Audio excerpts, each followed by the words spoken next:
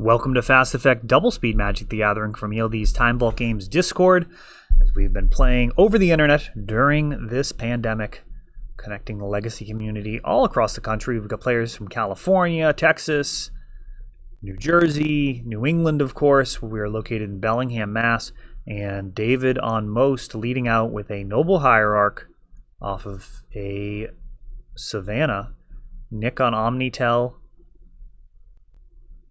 The White Splash, making good use of Monastery Mentor, and possibly Teferi.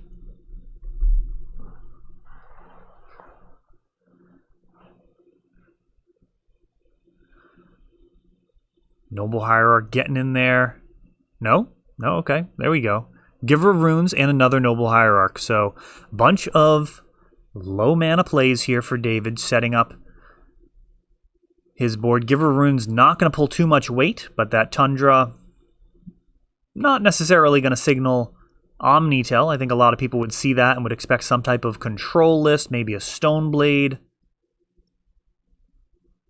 Resolving this Brainstorm. Alright, so drawing for turn.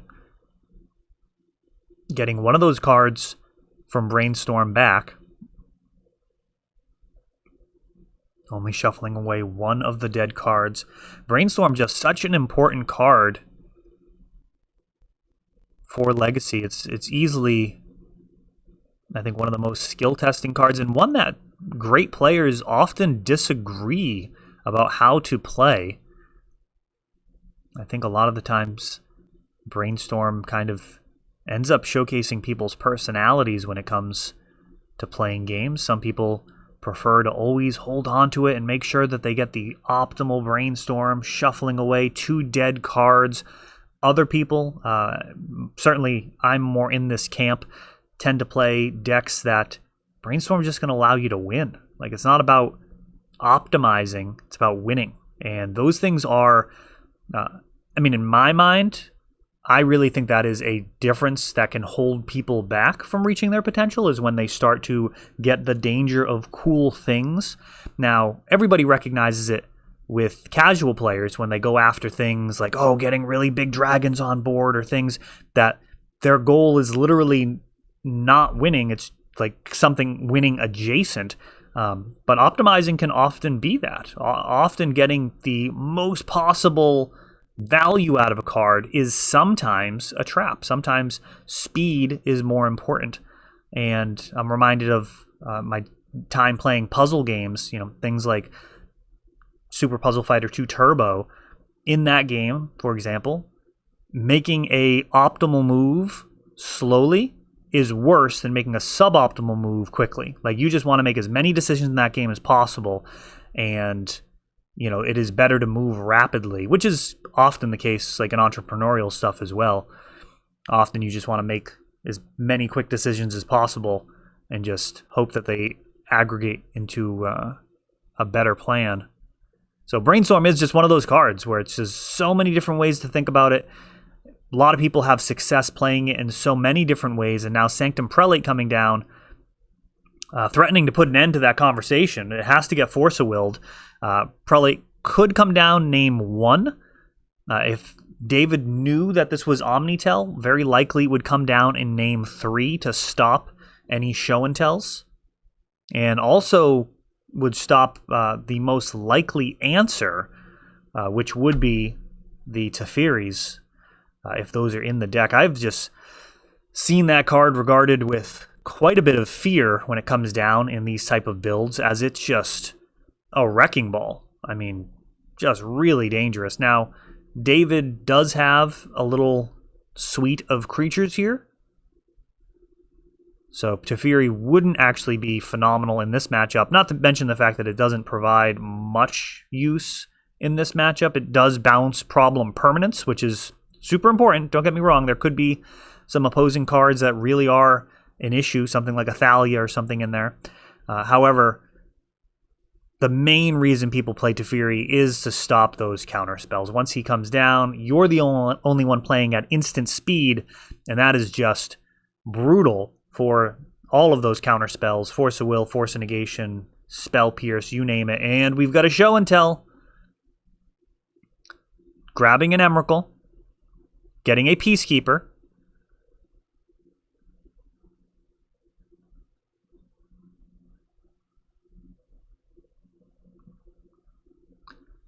and now a Misty Rainforest, 2 mana being paid for the Peacekeeper.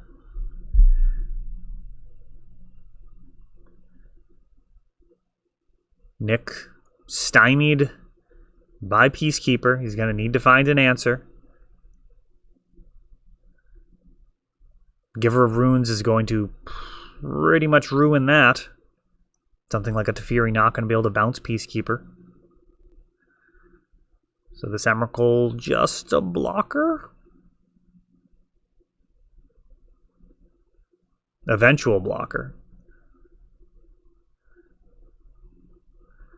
Gaddock Teague.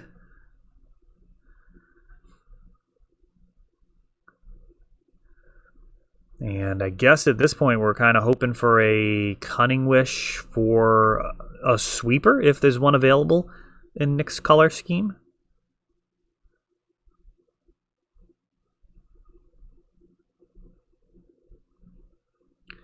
This game feels like it could go pretty long. We've got Aether Vial. And passing the turn. Cunning Wish.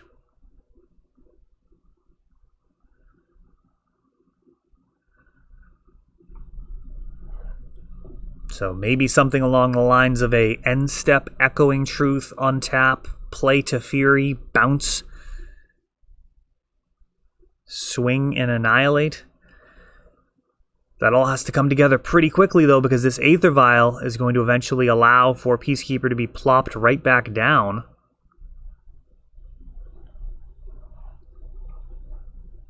Oh, I did not catch the card. Did he select it yet?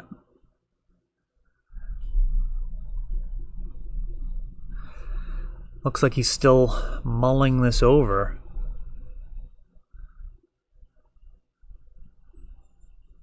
Grabbing an Intuition. And perhaps just going to need to combo again. Might actually need to set up another Show and Tell for Omniscience this time, and then get a Release the Ants kill. Now let's think about those mana costs. So usually for Release the Ants, you've got the Emrakul. Nick should have Gristlebrand as the other option, which would be 8 mana, versus Elish Norn being a card in most, what is that, 7 mana? I think Elish Norn is 7 mana. I'm going to say it's 5 and 2 white. I'm going to look that up, because that could certainly be relevant here with trying to win with Release the Ants. Elish Norn so rarely cast in Legacy, it's almost always just cheated in. And yeah, it is just 7, so I don't think David's going to have anything. I mean, Iona's a card. I think she's 8.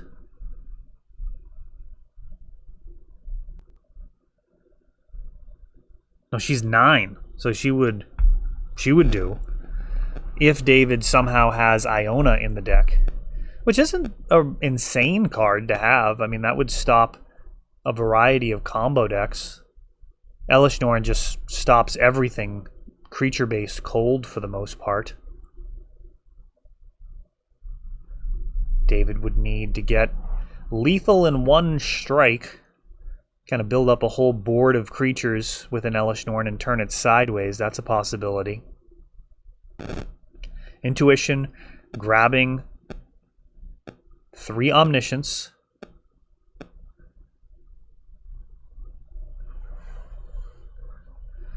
And now it's a matter of finding a Show and Tell. Mystic Sanctuary would be great for that. If he gets a fetch land and he runs Mystic Sanctuary, that would be phenomenal.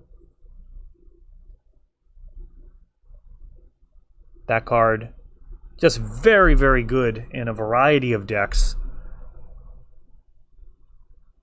But just the ability to get back Show and Tell feels super powerful. Show and Tell really is one of those cards that you feel the limitation of only being able to play 4 of it. A lot of cards, you don't really necessarily need more than the 4. 4 might actually end up being the optimal number for so many cards. But Show and Tell, like, you feel like you want to play like 6 or 7 of those.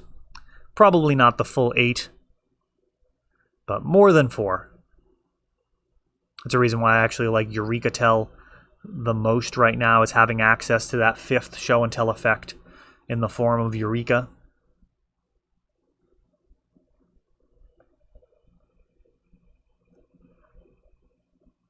A whole bunch of creatures here for David.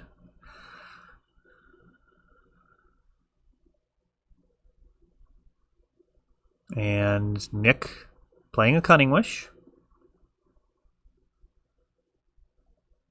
Grabbing a Noxious Revival.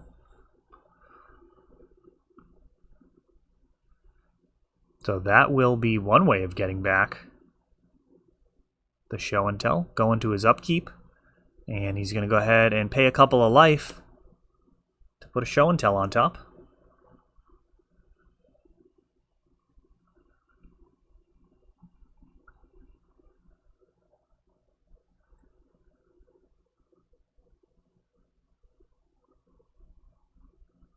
So we're going to see an Omniscience, despite this Peacekeeper stopping things.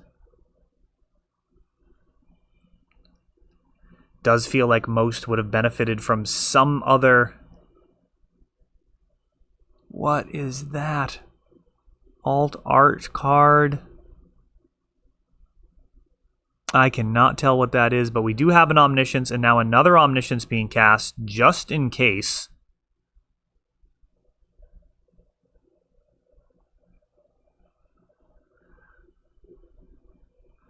I cannot tell from this altar what this card is. Can't make out the mana cost or the power and toughness. From the text box, maybe it's a Quirion Ranger? That is an older color text box. I'm going to guess Quirion Ranger.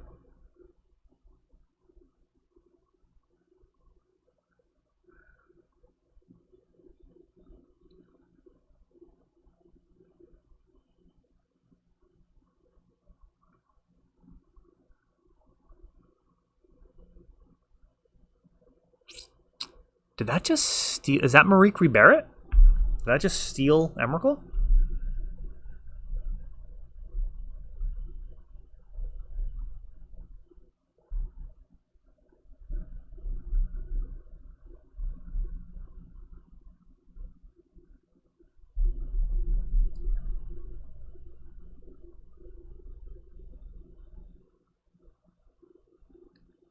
Got a Omniscience, and now I release the Ants with a Force of Will on top.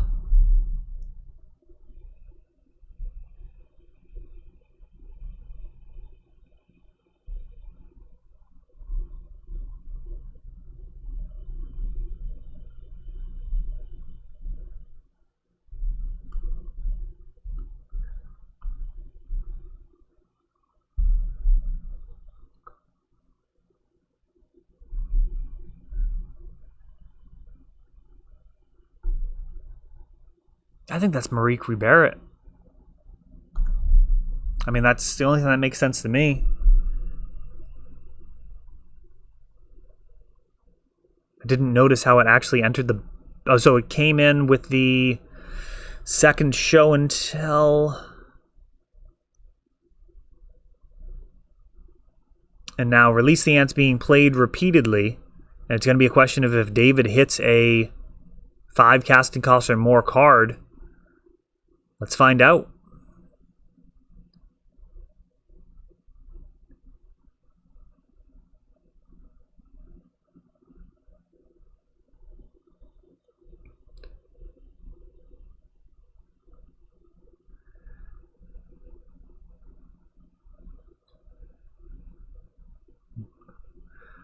We can't quite see the cards, but we will be able to tell from what happens here. Dryad Arbor.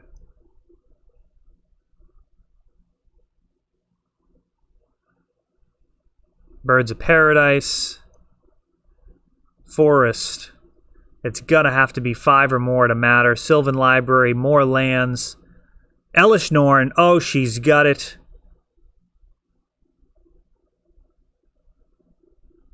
Elish Norn now conveniently to the top of the deck as well. Though I think this Emrakul...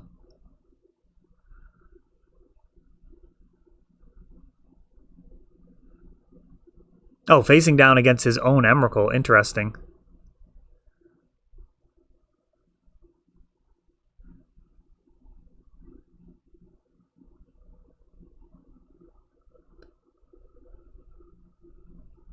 And looks like Nick scooping it up there, as he's not going to be able to attack into David thanks to that Peacekeeper. And what a crazy game that was. Wow, what did we see there? We saw a Emrakul show and telled in, nowhere near good enough to win the game. Then Omniscience to get in a pair of Omniscience, and then another Emrakul. Marique Barrett ends up stealing an Emrakul. And then another Emrakul comes down to take an extra turn, but it's not going to matter, as no attacks to be made. Release the Ants because of Cunning Wish. Ends up getting wrecked by Elish Norn. Yeah, if Nick was able to get a Gristlebrand on top, he would have been in much better shape. Or, I guess, I mean, he had multiple Emrakuls in the deck, so that also would have done just fine. Brainstorm would have been crucial there. Just getting a 15 on top instead of the 5.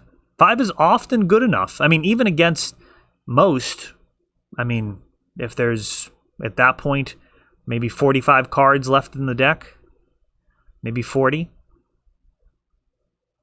You know, it's really, you're 2/3 to win if there's 40 cards and there's only one Elish Norn. I mean, it's going to be in the top, middle, or bottom third. As long as it's not in the top third, you're going to be okay. You know, broad strokes, monkey math. Deafening Silence, that is going to stop Release the Ants from being a kill. It's actually going to stop a lot of things from being a kill. Deafening Silence, a challenging card to play against. The good news is it's on board. I would say if I'm going to play against Hate, it is way easier to play against Hate that's on board than play around all the possibilities that could exist. Something like Deafening Silence essentially creates a puzzle. You know what I mean? Like, you've got a bunch of different pieces of artifact hate or enchantments and creatures, and the question is, okay, well, how do you solve this? How do you find your way out of it? And if you can figure out the way out, you get there. When you're talking about cards that are in people's hands, that starts to get a lot more complex. A card like Krosan Grip, you know, now you've got to just figure out a way to get them to waste the Krosan Grip or tap out or something, some way of not getting blown out by it. Now, the good news is with Krosan Grip is if you have a Eldrazi, you can just cast the Emrakul off of your Omniscience before they get priority. Some of the time. The way that you would prevent that as a Krosan Grip player is actually putting in something that has an ETB. It doesn't really matter what the ETB is, but if that ETB enters, you know, the creature with the ETB enters, and then that trigger goes on the stack, and then the Omnitel player doesn't have priority to cast Emrakul, so you can sneak your Krosan Grip in there. But if you just both put in a card, then priority goes back to the Omnitel player, and they can cast their Emrakul as they have priority, even if you're sitting on Krosan Grip. We've got an Intuition.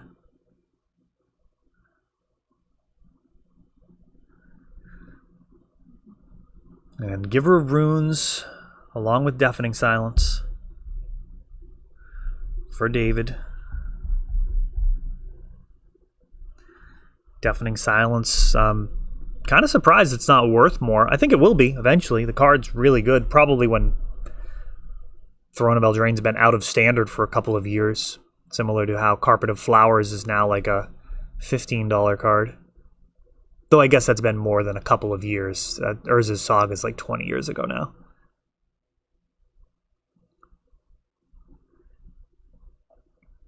We've got a show and tell. What do we got? Omniscience versus Deputy of Detention.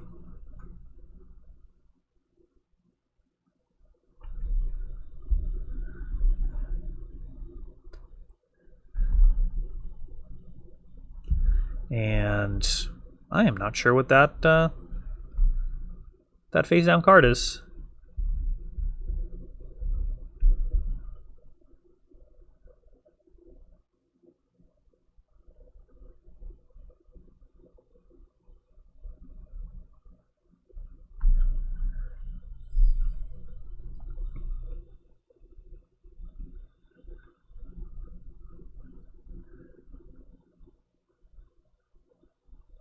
We've got Leovold. I was trying to look up that card. We've got another show and tell. This one gets a Emrakul.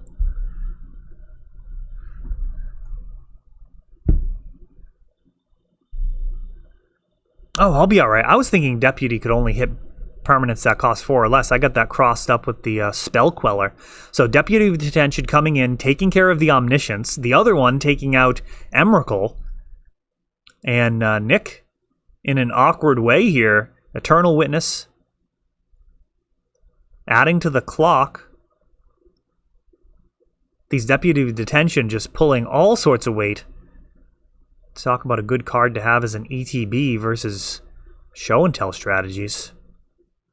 As long as these guys stick around, David is totally fine. Of course, if they go away, getting those cards back is a disaster. Either one of them.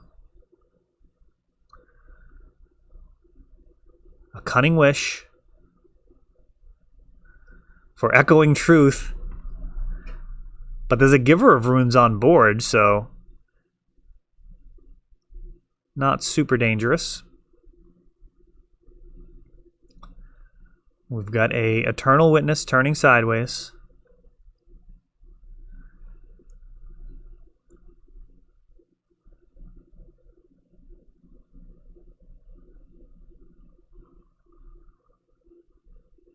And now Marikri Barrett, ready to steal an Emrakul. It's going to be a Hail Mary Echoing Truth fired off here. Not even sure. I mean, Deputy of Detention is going to get protected from Giver of Runes with that echoing, with the Deafening Silence in play.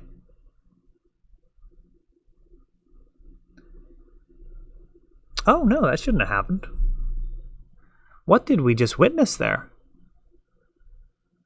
So Echoing Truth target has a single target. So it wouldn't have returned the other one. It would have actually stopped the spell entirely. We've got a Omniscience along with Monastery Mentor. And that is going to do it.